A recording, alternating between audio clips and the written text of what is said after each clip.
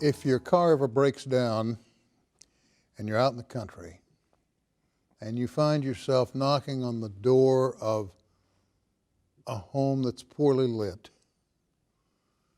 and my next guest answers the door, go back to your vehicle. Don't talk to him. John Wooley is here. Thank you, Sam. What an introduction. That's great. Never had one like that. Because quite honestly, John, you're my friend. I think the world of you. But the material you turn out has caused me to lose sleep. That's the idea.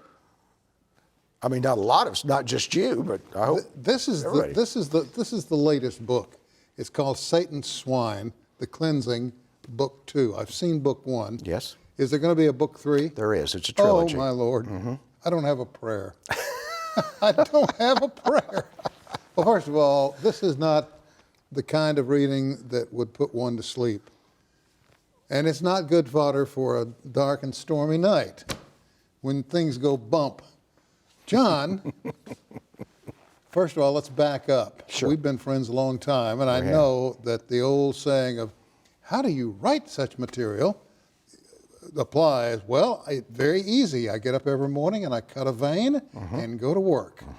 So that applies to you, doesn't it? That's the old, that line's been attributed to a lot of different people. I think Red Smith, sports writer, is the one who I believe is that originally said that. You just open up a vein. It's easy. But, you know, Sam, I know that you have an affinity for this sort of material too, because I know that one of the greatest documentaries I've ever seen on Tulsa television was the documentary you did many years ago on haunted places in Oklahoma. You're kind. Well, there's a pull. You have a pull. Most of us have a pull toward horror and the unknown. We like to be scared. I mean, there's Halloween, you know? And you know, there are many, many more things out there just like that. That's right. That had we the time and the wherewithal and the support, we could have gone out and spent an hour of airtime on things that folks would not believe. That's right. Right in their own backyard, Yeah, and I'd love to do that someday. Yeah, I think you should. When I get too old to do this.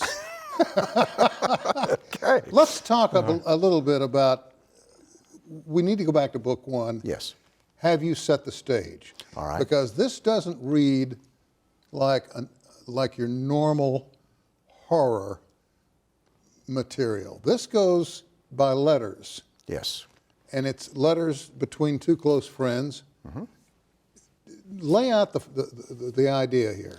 Well, the idea started, Sam, when a friend of mine named Robert Brown, we've been friends since the 60s. We've been pulp collectors, comic book collectors, yeah, I think you movie listed material. him as your best friend. Yes, which yes. hurt me deeply, but that's okay.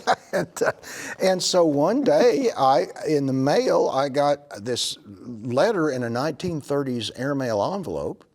Opened it up, there's airmail stationery from the 30s, and there's a typed on a manual typewriter. He has written a letter as though he is a WPA worker in 1939, working on the WPA folklore project up in the hills, taking stories from the older people, which, you know, the WPA hired a lot of writers to do things like that during the Depression.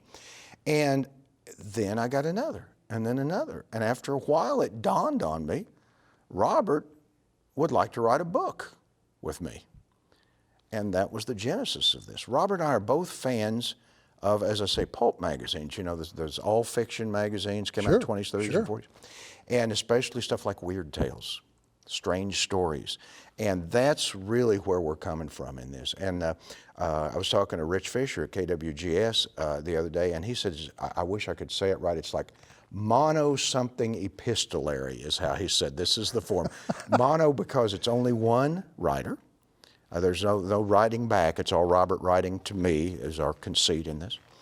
And so that's the mono whatever part of it. And epistolary means it's all letters. And so it's mono something epistolary. Rich told me that. Only Rich would know that. Rich would know that, that's right. And so we decided to tell the story just the way that Robert had started out telling the story to me.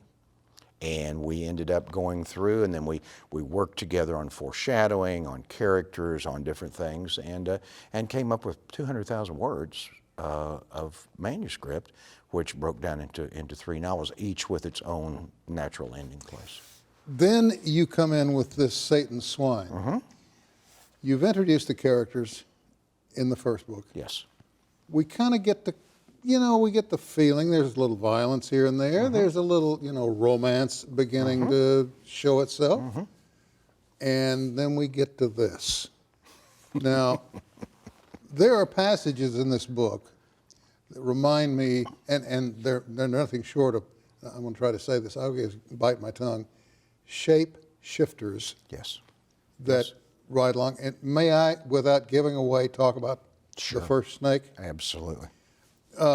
There's an incident. For those of you who are motorcycle savvy, there was a company that made the Indian motorcycle many, many years ago. It is considered one of the finest two-wheel vehicles ever to grace the roads anywhere. Well, the hero of the book has an Indian motorcycle with a sidecar. And there is a scene in this book he's talking about in a letter to you where one of the bad guys had a snake hat band. And he's riding along in his motorcycle and he reaches for this hat, and just like that, the hat band becomes a rattlesnake and bites him. Now, I won't tell you the outcome, but since there's going to be a book 3, I think it's pretty easy to figure out what happens to the guy. That's right. But there's so much of this. And one of the things that fascinated me most was when you had one of the characters in this book talk to the hero about his time as a hog. Yes. Yes. That's right. Who does that? Well, I'd like to think not too many people. And what vein? Can I see the scars?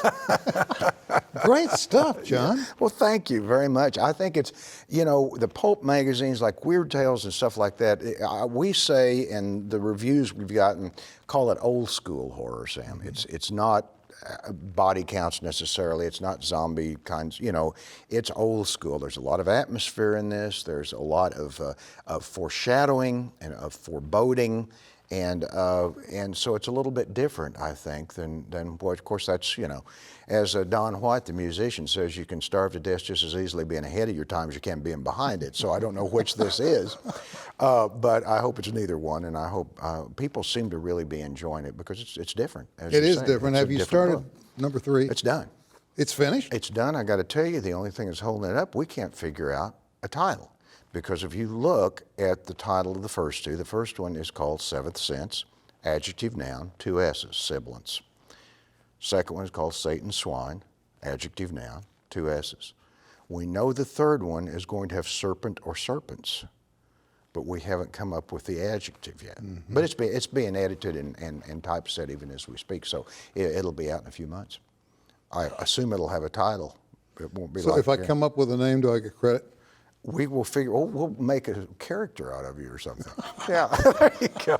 We'll write you into it. You have and I'll use pen for lack of anything else because I know you work with a keyboard as well as a pen and pencil, but you have such a busy life. I'm blessed with a busy life. so many projects going on. I do, and I'm very, very happy to know that, especially at this, I just turned 70, so especially at this age to be able to be doing what I do. I've got ties older than you. Do you understand that? I do understand it. I don't believe it, but I understand it. 70. Do-wacka-do. But yeah, it's great. I'm very happy to be able to be getting the writing projects that I'm getting and able to turn out stories like this, and I try and balance everything. So I do a work for hire project, and then that allows me then to go in and do something like Satan's Swine. Yeah. Well, I would highly recommend to folk who love this sort of writing to go, first of all, go out and get the first one. Yeah. Get familiar with the style and the writer and the placement and the concept. Then get your hands on Satan's Swine. But be advised, as one weather guy in this town says, be advised. What else are you going to be, Anyway, understand this. Once you pick it up and once you start, you will not put it down. It takes over. You've written other things, John. One of my favorite is The Ghost Band. Yes. And the minute I started that book, I almost couldn't put it down. I'd love to see that on film. I would too. I think that's just would be an ideal place for it. Well, it's a very visual. Of course, you try and write visually. I come out of a newspaper business, and you know, you always try and write with images, and I always try and do it with my work. And Ghost Band I love because it allowed me to, as this one does too, it kind of allows me to explore some philosophical and spiritual things in it too. When did you make the decision to leave the newspaper biz and get into this full time? 2006 was my last. Dennis King, the movie critic, and I left September 1st, 2006, left the Tulsa World. And I'd been there for 23 years at that time. And it was, you know, it was just before, even well before this, Sam, in the 70s, when Janice and I were married, I made the decision to leave. I was on the faculty of what's now Rose State University, teaching English and literature. And I made the decision to leave and write. Then the Tulsa World gig came my way, and I was writing books and stuff on top of that. And then the full-time thing came in 2006. Your personality and the way you conduct your life doesn't cause somebody like myself with a lot of hang-ups to feel the least bit inhibited. I don't feel at all like I shouldn't share stories with you. Oh, absolutely not. Yeah. I mean, I can read you like a book for the most part. Oh God, did I do that? You certainly did. I'm so sorry. That's I quite all apologize. It's just the devil got hold of me. So I think it speaks a lot to your character, something you've wanted to do all your life, and when given the chance, you took the ball and ran with it. Right. Well, I've got someone also. It certainly doesn't hurt to be married to somebody who was supportive and is supportive of what I do, because it's not an easy thing to do. Broadcasting's not an easy thing to do. Any of these sorts of things, they're not easy.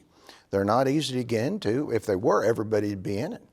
You know, it's being a writer, being an actor, being a broadcaster, being on television. It's tough. I always wanted to be an actor. I always thought that would be easy, but it's not. Now, you've done some acting? No. You thought about doing some acting? I've thought about it. Okay. I thought about it. I stood behind the cameras and watched Joanne Woodward work once, many years ago, and was fascinated. And I thought, I want to play her male lead in this show. But all I want, John, is when it's all said and done, I'd like to be the cowboy in a Western that never says anything but looks great in the saddle. You know, we're out of time. Johnny, thank you. I appreciate you. Get yourselves a copy, folks, of Satan's Swine. Get the first one. Get the second one, and the third one's going to be coming out pretty soon as he can come up with a name for it. That's right. Thank you, my friend. Thank you very much, Sam. It's always great to visit. Happy Halloween. I see what you've done. By the way, we're moving to a new date starting Monday, November 4th at 6. Monday, the 4th at 6 o'clock. That's all the time we have. We'll see you next time.